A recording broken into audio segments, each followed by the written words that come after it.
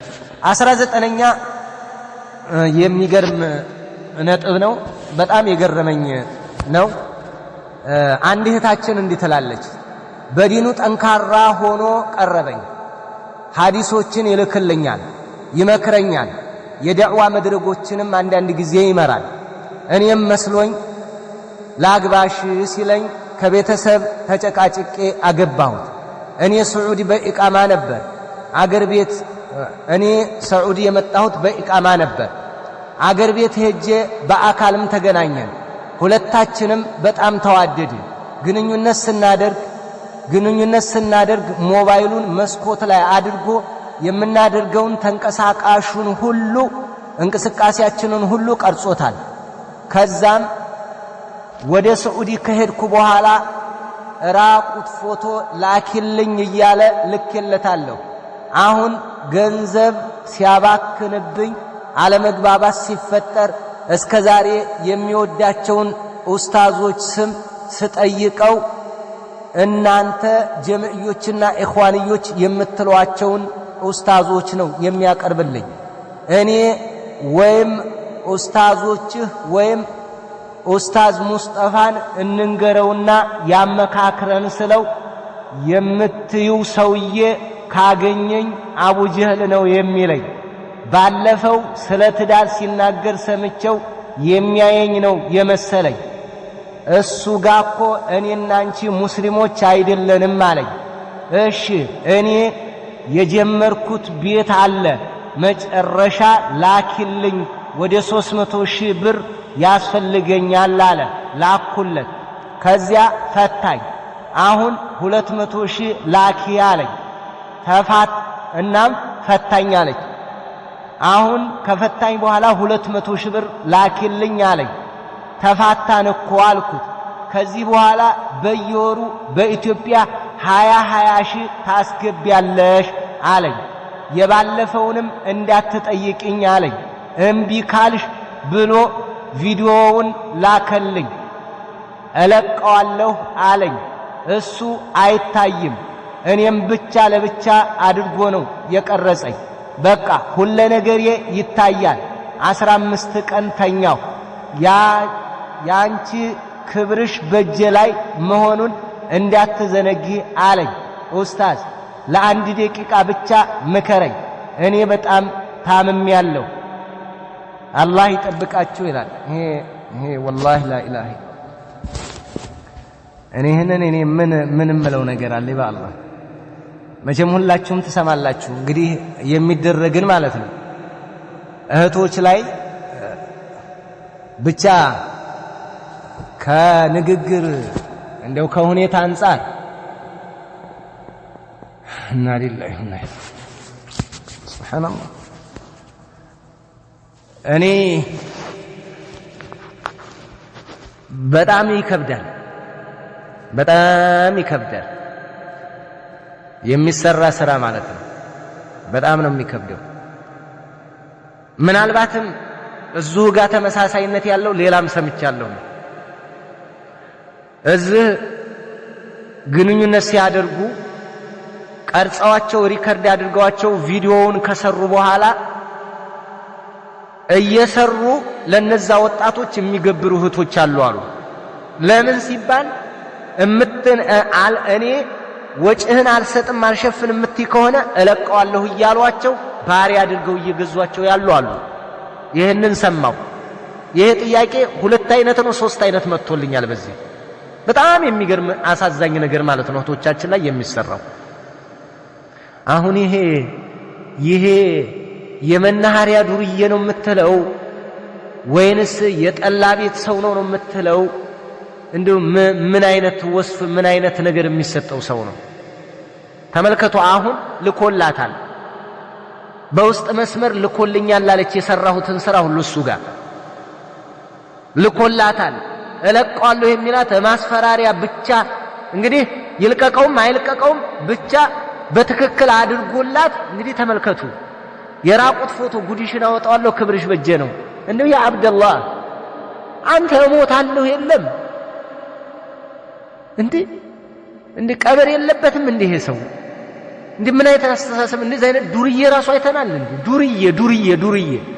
ዱርዬዎች ራሱ ዱርዬ የሚሉት ካልሆነ በስተቀር እንጂ እንዴ ይሄንን ምን አይነት አቅለኛ ሰው ነው እንዴት አድርጎ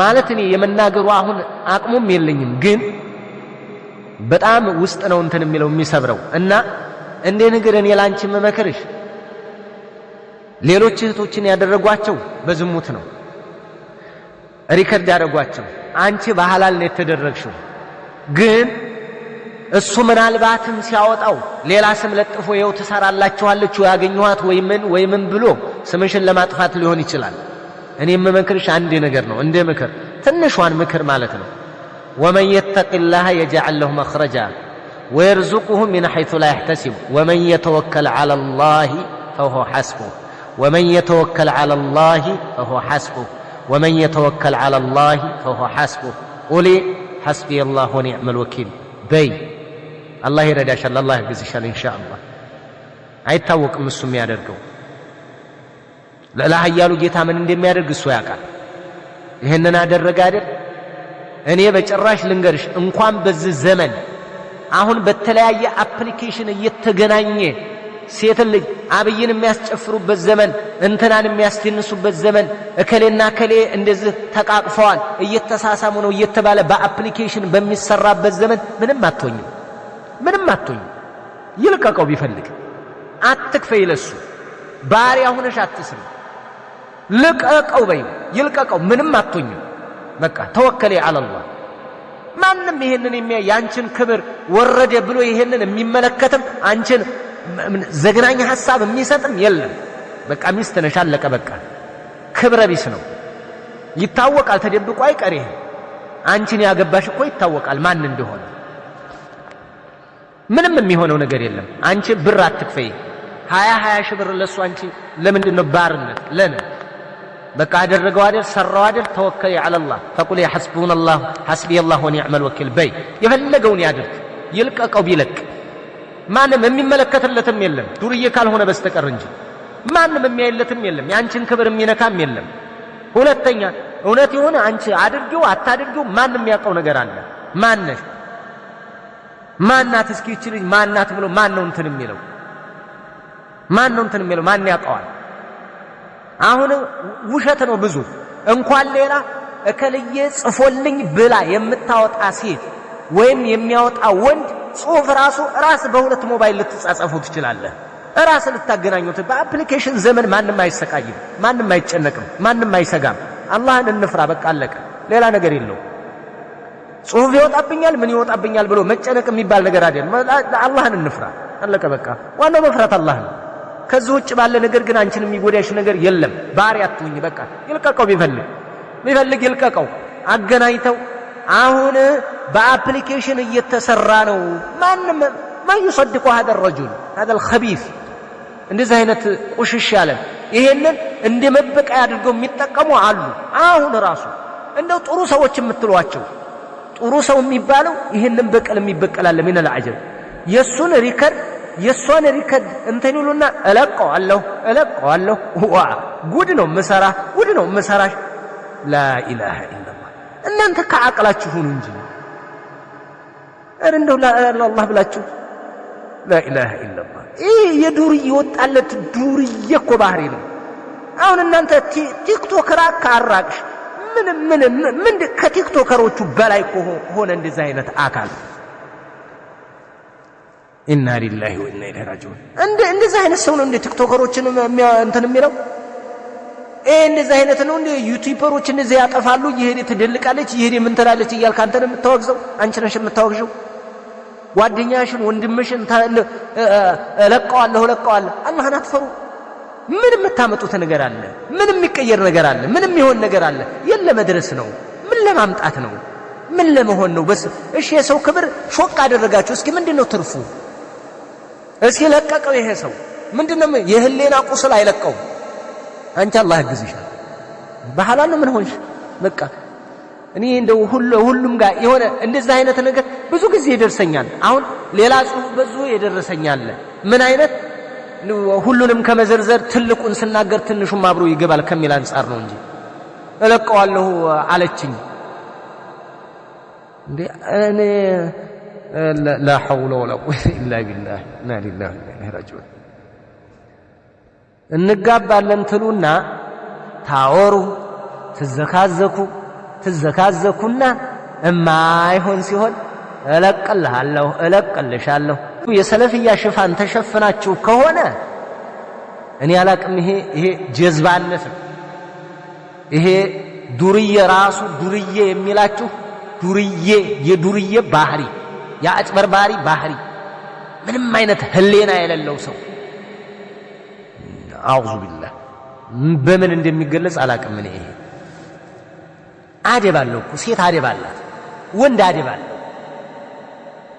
በቃ እስኪ ትዳር ነው አባቶቻችን ራሱ አላደረጉም እኮ ሰው እንዴት ከአምይ በታች ይወርዳል ሰው ቃል አላህ እያለ ከአምይ በታች ኃጢአተኛ ነን ሁላችንም ኃጢአት ወንጀለኞች ነን ንጹህ አይደለን ግን አላህ ይሸፍንልን አደባባይ ላይ እንዴት ለማውጣት የሌላ ኃጢአት አንቺ ሰው ኃጢአት አውጥተሽ ትወጫለሽ እኮ አንቺ አላህ ያጋለዘ እቤትሽ ከጓዳ ያወጣዋል ትዋረጃለሽ ብታዋርጅ ምናልባት ብታዋርዳት ትዋረዳለሽ ብታዋርጁ ትዋረጃለሽ ለአላህ ብለሽ ዋጥ አታደርገውም አንተ እንዴ አላሁመ اغفر لنا ማለት ይያለ ለህዝብ መርጨት የሚባለው ነገር ምን አመጣው